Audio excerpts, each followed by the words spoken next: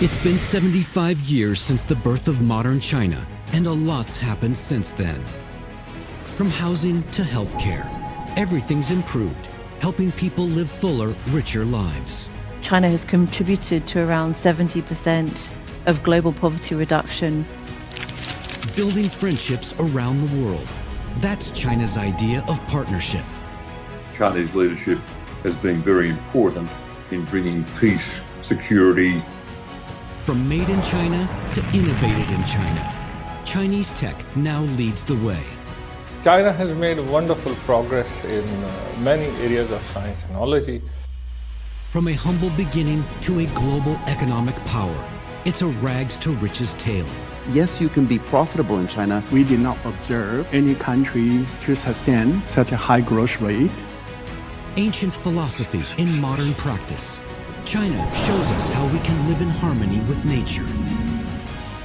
When China talks about modernization, it's talking about a green future. 5 episodes, one incredible journey. Buckle up for the CGTN special series Journey to Modernization from September 30 to October 4, only on CGTN.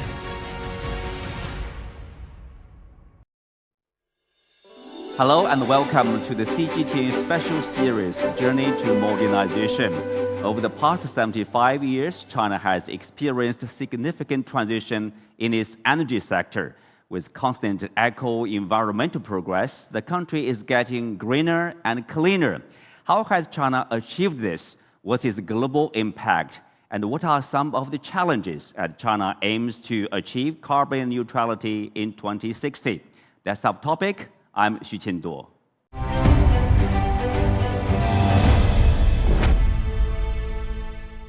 Joining me today for the discussion are Ye Qi, Chair Professor of Carbon Neutrality and Climate Change and Acting Dean of Society Hub at Hong Kong University of Science and Technology, Guangzhou; Dimitri Deboer, Regional Director for Asia and Chief Representative for China at Client Earth; Ma Jun, Director of Institute of Public and Environmental Affairs; Dr. Michelle Maiden, Head of China Energy Research at Oxford Institute for Energy Studies; and Laurie Milivata, co-founder and lead analyst at the Center for Research on Energy and Clean Air.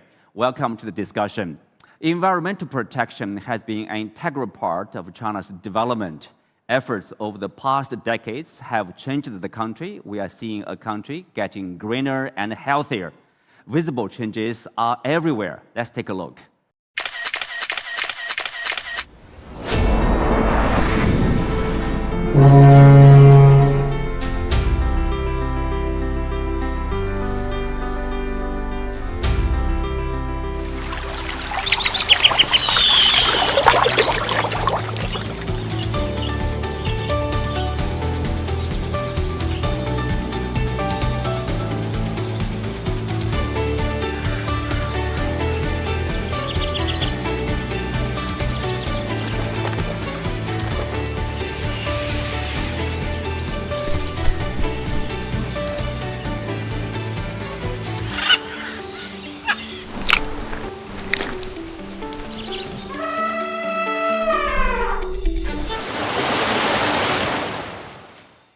Professor Qi, I will start with you. If you look back over the past decade also, I think around 2015, I still remember the polling, for example, number one concern of the Chinese people is pollution, water pollution, soil pollution, air pollution.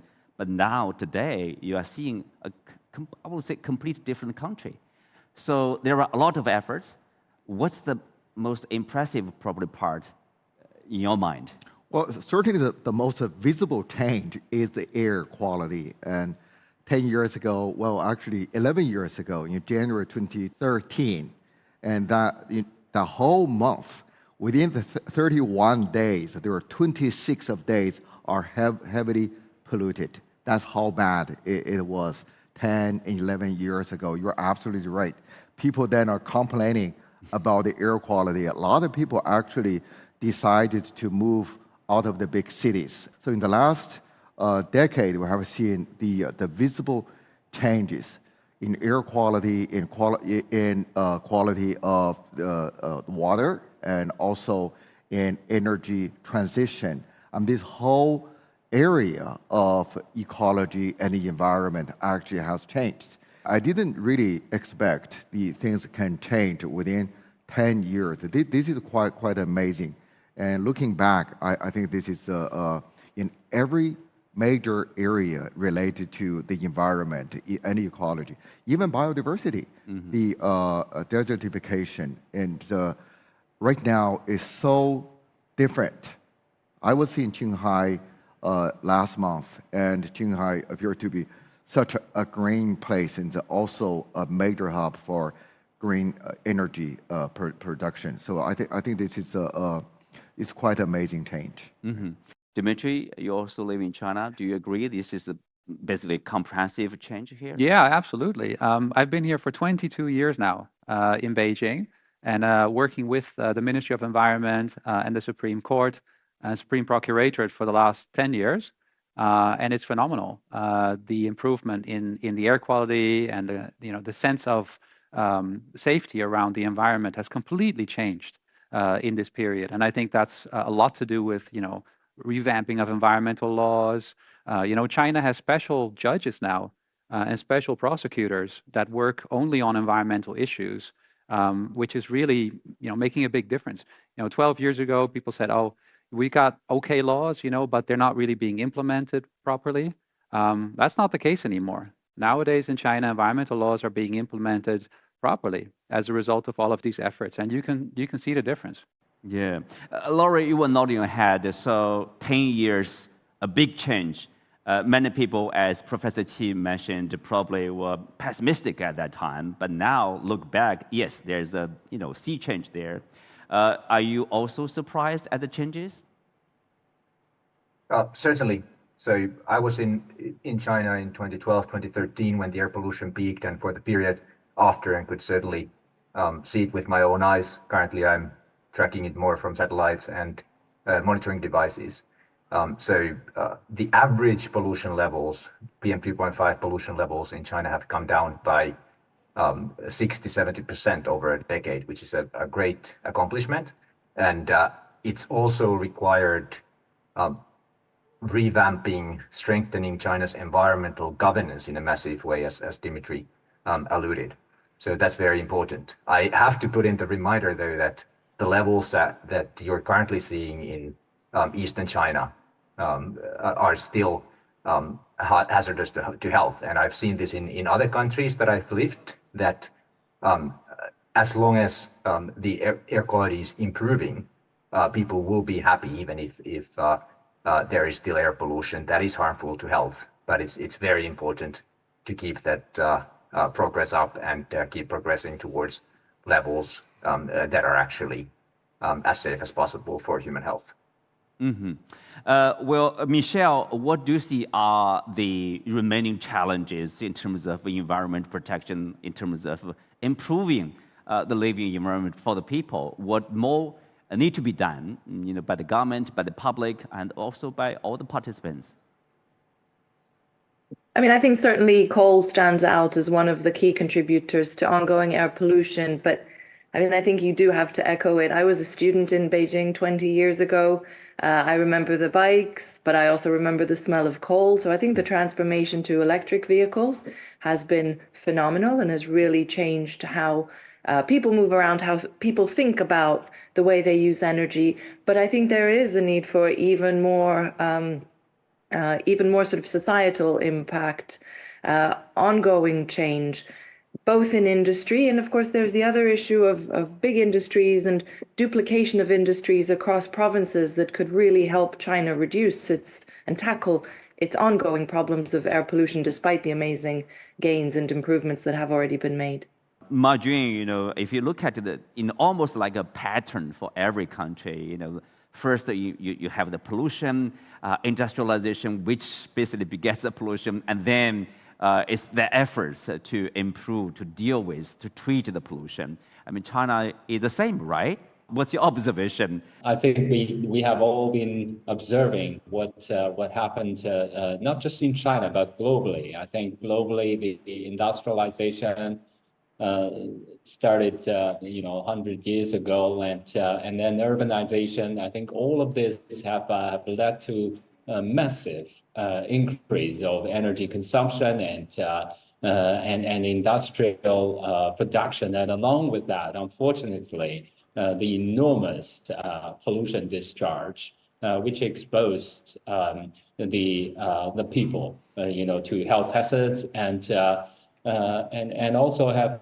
damaged the ecosystem. It started, in many other countries, but China, particularly during the past 40 years, have seen nearly a full cycle of that.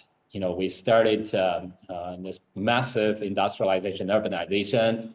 40 years have benefited, tremendously benefited China. But in the meantime, it also the enormous discharge also exposed our people to health hazards. I still remember in the early days, when I got what caught my attention, even before the air pollution, was the water pollution. At that time, the water pollution, water shortage, and destruction of the water ecosystem was also very, very serious. Through all this, years of efforts, I would say, not just on the air side, but on the water side, we have seen a significant improvement, and the worse than Category 5 or good for no use category of water have dropped from 28% in 2006 to below 1% last year. I think that's the progress that we made, and this will have also a significant contribution to the protection of public health, and also of course the protection of our freshwater ecosystem. Well, Dimitri, of course, if you look at the future policy, I think a couple of years ago in a big conference, the Chinese side mentioned about Chinese modernization or Chinese style modernization. One of the features is a modernization of harmony between humanity and nature. Before that, actually, the Chinese side, has talked a lot about the lucid waters, green mountains as invaluable assets. So there's a change of attitudes, or awareness from the government to the public, basically. Everything, we need basically to do everything to improve the environment, to improve the situation. And also green is widely recognized as something we need to go. Yeah, absolutely. And what I find amazing actually is that when China talks about modernization, it's talking about a green future. That's really interesting. When I grew up as a kid in Europe and we thought about modern, we thought about, a flashy car, we thought about nice, I don't know, fashion or other things, not about the environment, right? Whereas here in China, when you talk about modernization, you're imagining a future where you are living in harmony with the environment. That's amazing, right? And I think another thing that's really shifted in the last few years is where a few years ago, people thought very much about environmental efforts as something like a burden or something that, you need to choose between development or environmental protection. These days, that's not the case at all. Now with all of China's green sectors doing so well, those are actually the economy isn't doing great, right? But these sectors, wow, they're booming. Right? So everybody now sees the green sectors as the most productive, the better economic opportunity, and they are in fact positioning China now in the world as potentially the most strategic country, with all of these strategic sectors that we know we're going to need in the next decades to come. Well, Michelle, there's often facing this kind of dilemma. On one hand, you want to develop rapidly, at whatever cost. Sometimes it's really about the polluting of the environment. But at the same time, there's a requirement, there's a demand from your people, of expectation from the international community. You want to improve your environment. How do you balance development and environment protection here? I think that answer, of course, differs quite dramatically between country based on resource endowment, based on political will. And we've seen China have this massive resource endowment of coal, and yet with quite a strong political will move away from it. I think also that equation that used to be, and that Professor Ye talked about earlier, that you had to industrialize and pollute first, or that there was a trade-off, and Dimitri talked about that trade-off between growth and environmental protection. That has changed dramatically with the availability of relatively low-cost clean tech. A lot of that, of course, thanks to China. But I think there are different development models that can be adopted in emerging economies. They take work, right? It's not just about having, as I was saying, the hardware. It's about developing the grids, developing the infrastructure, developing the systems, educating populations. That growth and development and modernization is about a green future just as much as it is about having a big shiny car. But today, that big shiny car can be electric, and it's not necessarily prohibitive like it was 10 years ago. So I think those dynamics have changed and that equation has changed. But I think we should continue to promote that understanding and that thinking about how development, modernization doesn't have to be polluting. Mm-hmm. Well, Dimitri, with availability of these renewable energies, technologies, and products, is it getting easier to manage the balance between development and pollution here? Yeah, I think it is. I'm actually very happy. I bought an electric scooter recently, and it's such a wonderful product. It's taking me around town, and I noticed in Beijing a lot of the electric mobility. It's an exciting new sector, but it means on the street that it's nice and quiet. Everybody's zooming around with the things that we want to buy on e-commerce platforms. But when I went to Bangkok or Jakarta recently, it blew me away. Just the level of noise on the street, the pollution. I couldn't have a conversation with people next to me because I was being, the noise on the street. So people look at these things, and it becomes very noticeable when you're there just how much better actually these products are. Coming back to China, modernization, that is what I would call modernization. Make it good, make it clean, make it work. A lot of Westerners also come to China now, and I love to take them into an electric Didi, and even my friends this morning, you won't believe it, took a robo-taxi down in Wuhan. No, in Beijing. In Beijing. In what's it called, Daxing, and what's it called, this whole area south of, you can now take a robo-taxi. It costs 9 RMB. No driver, it's all electric. It's quite affordable. It's amazing, right? Yeah. So that's modernization. That's modernization. Across China, electric cars, buses, and taxis populate the busy streets. In the first 6 months of 2024, more than 4.9 million new energy vehicles, or NEVs, were sold in China. By 2023, China's production and sale of NEVs accounted for over 60% of the global total, ranking first in the world for 9 consecutive years. China's shift towards clean and low-carbon energy consumption is accelerating. Over the past decade, coal consumption in China has decreased by 12.1%. By 2023, over 95% of coal-fired power units in China had achieved ultra-low emissions.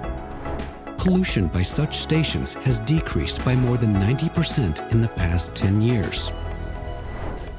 As of June this year, the cumulative installed capacity of wind and solar power reached 1.18 billion kilowatts, a tenfold increase from 10 years ago, and historically surpassing that of coal-fired power. By the end of 2023, China had over 46,000 hydropower stations with an installed capacity of 380 million kilowatts, nearly double from 2013 and accounting for over 27% of the global hydropower installed capacity. Though it started relatively late, China is gaining momentum in its nuclear power development. In 2023, China's nuclear power generation capacity had reached 433.4 billion kilowatt hours, ranking second in the world. and by July 2024, China had 26 nuclear power units under construction, the most in the world. Together with other forms of energy such as biomass and natural gas, China's clean energy power generation had reached 3.8 trillion kilowatt hours by 2023, accounting for nearly 40% of all domestic power generation, an increase of about 15% from 10 years ago. In more than 80 national energy R&D centers and key national energy laboratories, Chinese green tech researchers are hard at work. In 2023, the number of patent applications for green and low-carbon inventions in China reached 101,000, a 20.1% increase over the year before, accounting for more than half of the global total.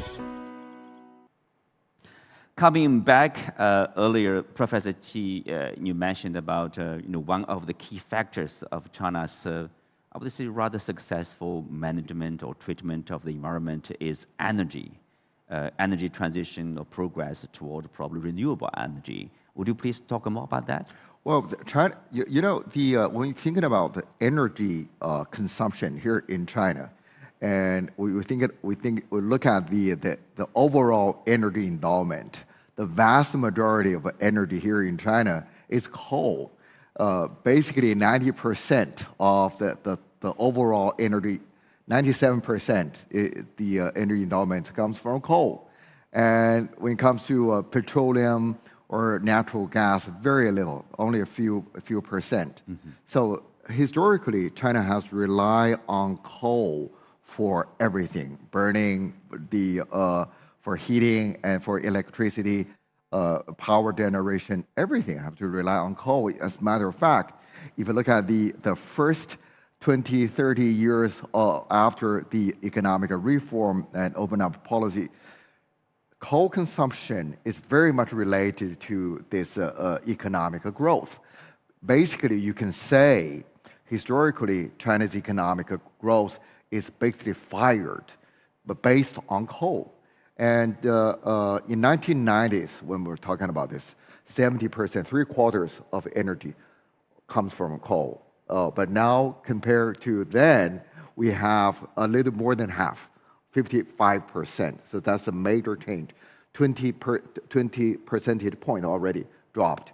And for the last decade, we are talking about more than 10% percentage dropped with the share of coal. Coal is a major pollutant, makes a major pollutant for the air, and also for water, and everything has to do with coal. And coal produces the worst, greenhouse gases, the carbon dioxide. Primarily, most part of the greenhouse gases here in China comes from coal. So when the share of coal consumption has been decreasing over time and at a very, very rapid rate, and that just changed everything. It changed not only the composition of the overall energy structure, but also it changed the air quality, it changed the water quality, it changed our way toward the carbon neutrality and greenhouse gas peaking. So I think that this is the energy transition is a major success story when we look at and coal. Or rather, the reduction of coal consumption, the reduction of the coal share at the moment, and the relative amount. In looking ahead, and we will expect a decrease of the absolute amount of coal consumption in the next decade. So I think that I'm very optimistic at the moment that when you look at the coal consumption, because that not only have very relevant here for China, but also extremely relevant for overall globally when we want to address the climate change problem. Laurie, there's a recent piece by Bloomberg. Basically, it said that as hydroelectric and solar power surging in China, they said the country may have already achieved this. The goal of a peaking emission in 2030, by 2030, so 6 years ahead of that goal. I wonder, do you believe that's the case, or What's going on there? I believe the Bloomberg report is based on my work, so I think it's sourced well, and of course it's the highest compliment that you attributed to someone else. So the result of my analysis is that if China maintains the current growth rate of clean energy, then China's emissions should have peaked, and that's now the really key question. China's going to announce new climate targets next year for 2030 and for 2035.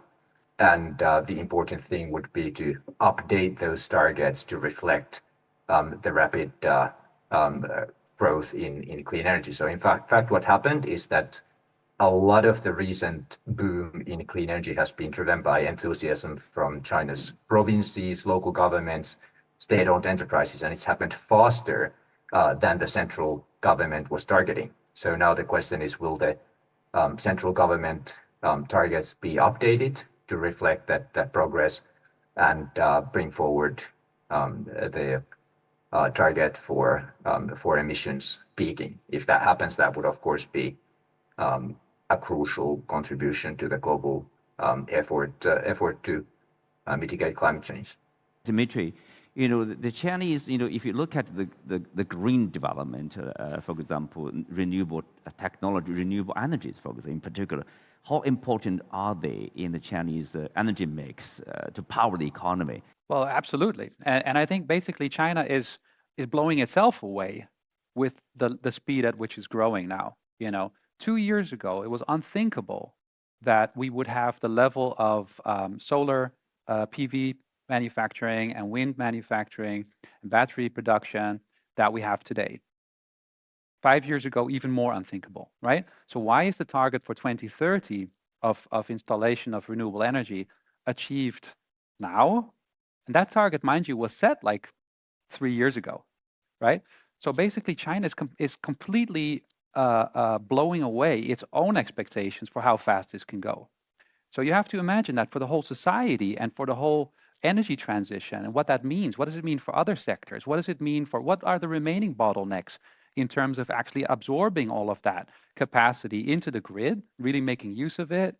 What does it mean for setting new targets to the international community? Everybody's adjusting their calculations constantly.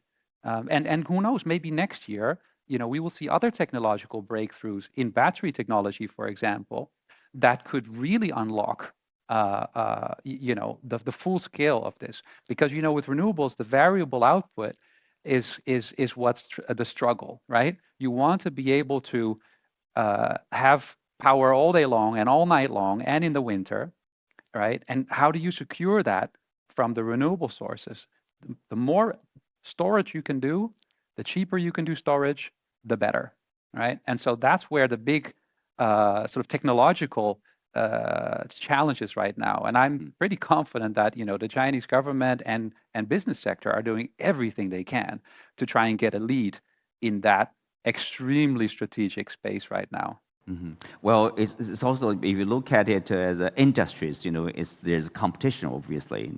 For example, EVs, solar panels, etc. Now we're facing this, some people would call that politicization of this green products. EV is one of them in particular, like overcapacity. The US has been accusing China of basically overproducing, overcapacity in terms of the EV production. How do we look at that issue? On the one hand, you do see there's a demand. We would love to see more use of EVs around the world to fight climate change. On the other hand, business point of view, the US is competing with China, saying, oh, there's overcapacity. We need like a more than 100% tariff on any possible import of the Chinese EVs. Well, I mean, it's pretty simple, right? The world has set a target of tripling renewable energy capacity by 2030, right? And that means that the world needs to achieve 11,000 gigawatts compared to something 3,000 and something that we are now, right? So that means 7,000, 8,000 in the next 7 years. That's about 1,000 gigawatts a year.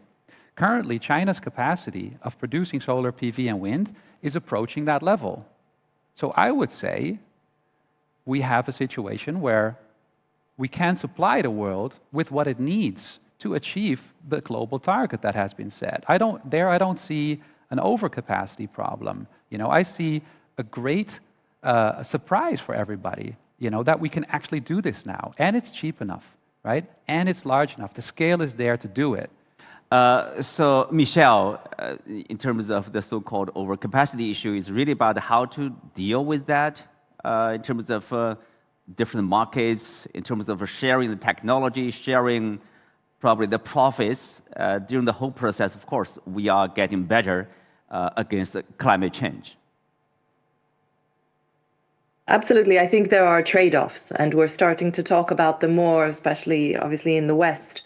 There is capacity in China. There's a huge amount of know-how, but increasingly in Europe as well as in the US, we used to talk about the trilemma, right? The energy trilemma about security, availability, affordability.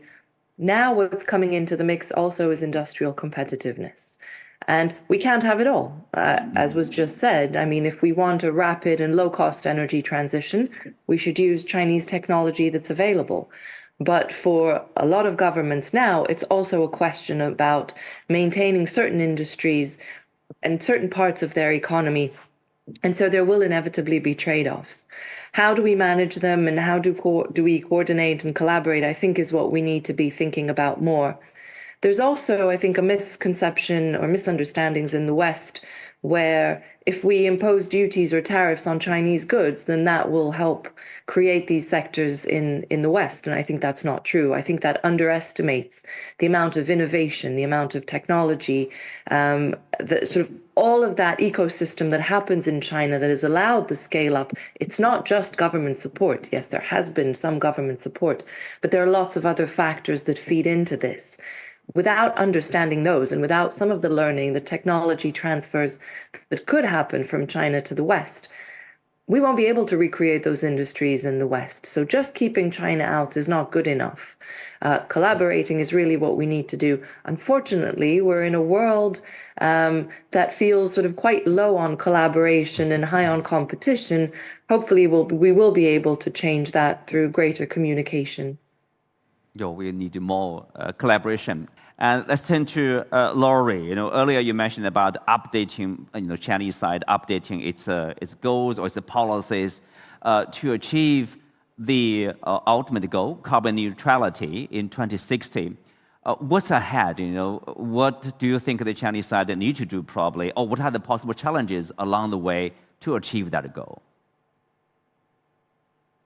The long-term goal that China has is very good and very strong. It's however important to just make clear that China will address all greenhouse gases as a part of that target, not only carbon dioxide, which the current targets cover, but also methane and other strong greenhouse gases.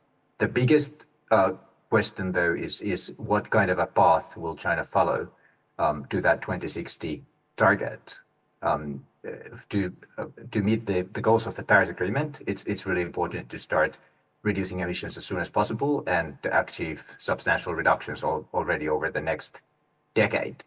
If China followed a pathway that keeps emissions increasing until just before 2030, then peaks and then reduces very slowly, then that would make it really impossible for the goals of the Paris Agreement to be met, because what matters for the climate is how much is the total emissions over time, the total cumulative emissions. So specifying this pathway and setting targets for 2035 that are aligned with the current progress that's happening. China's CO2 emissions and coal consumption started falling this year, and the growth in wind and solar and other clean energy started accelerating last year to way beyond the levels before that. So capitalizing on that progress and setting targets that already deliver significant emission reductions over the next decade is really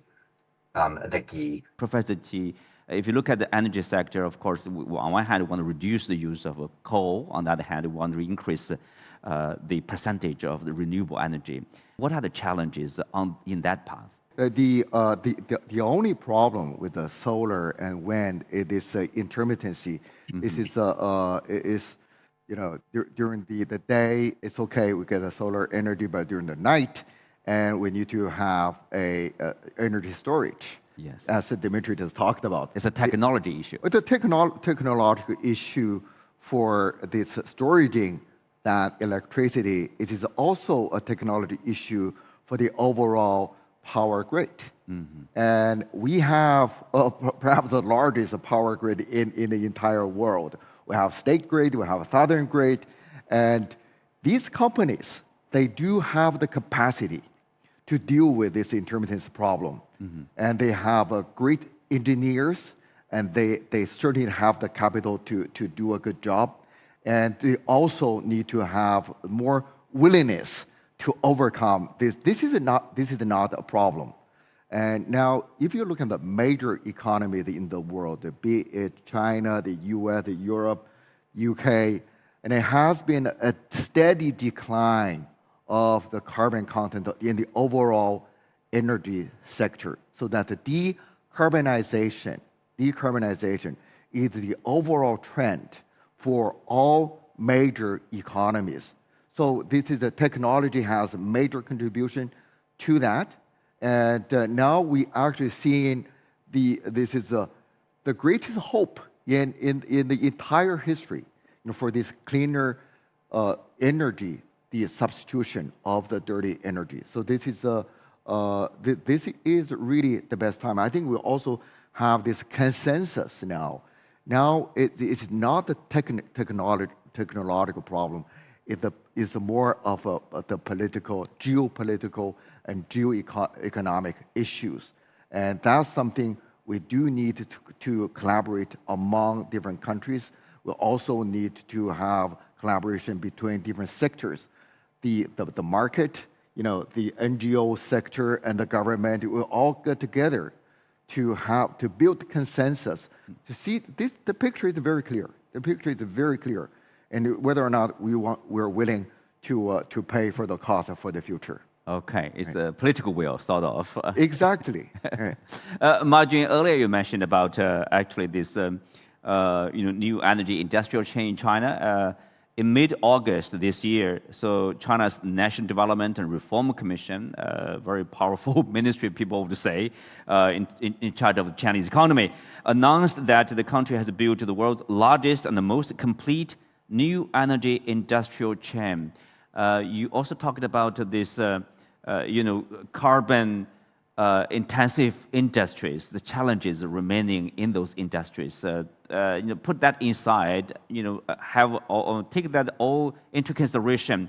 What can we do? What can the government, like NGO like yours, and also the industries? Is there a consensus? Do we have a clear path forward? What do we need to do?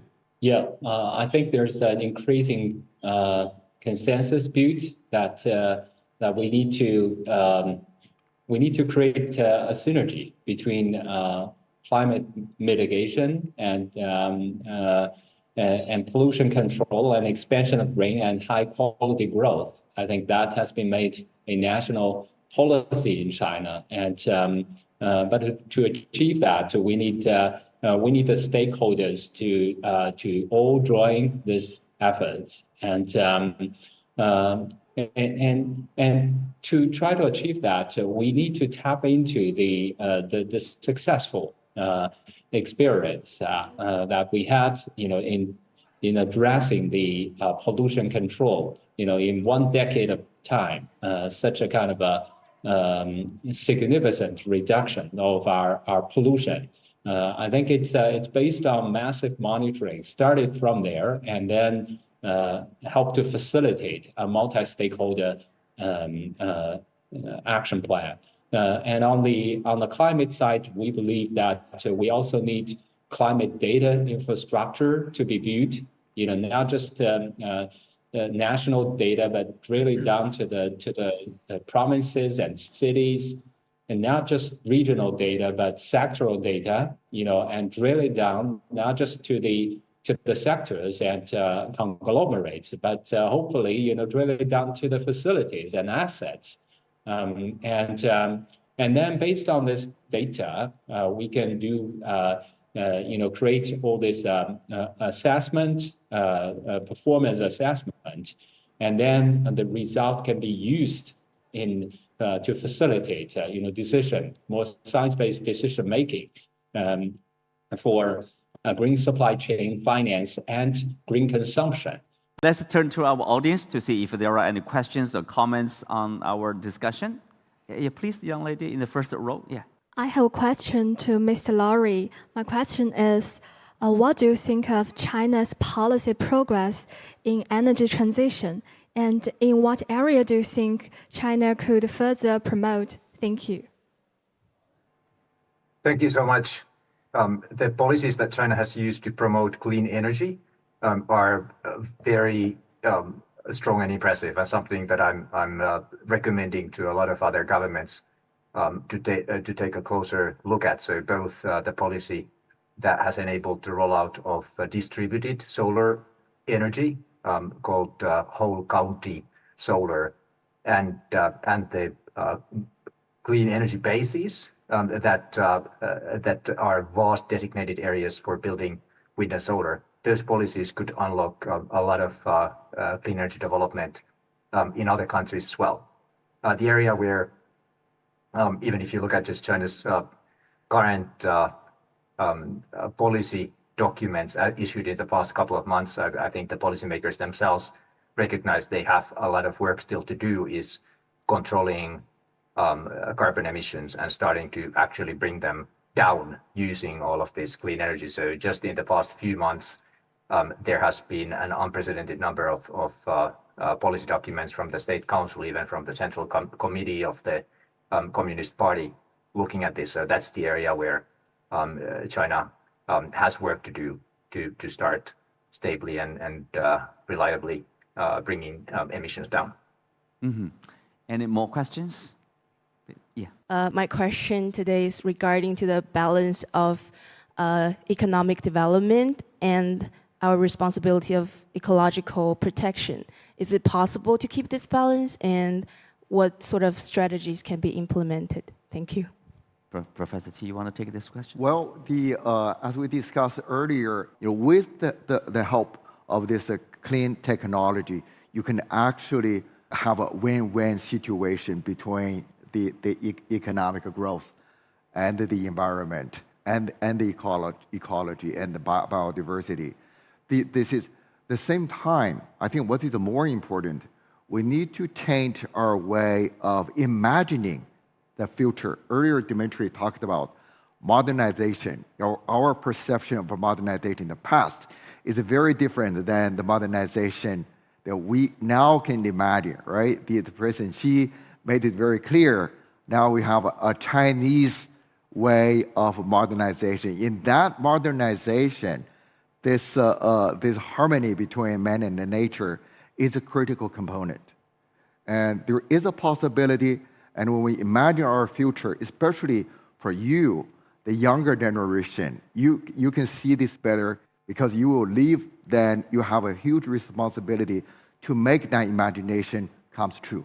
Well, with that, we are coming to the end of today's discussion. Many thanks to our panel of distinguished guests and also audience for joining us for this discussion of the CGTN special series, Journey to Modernization. I'm Xu Qinduo. See you next time.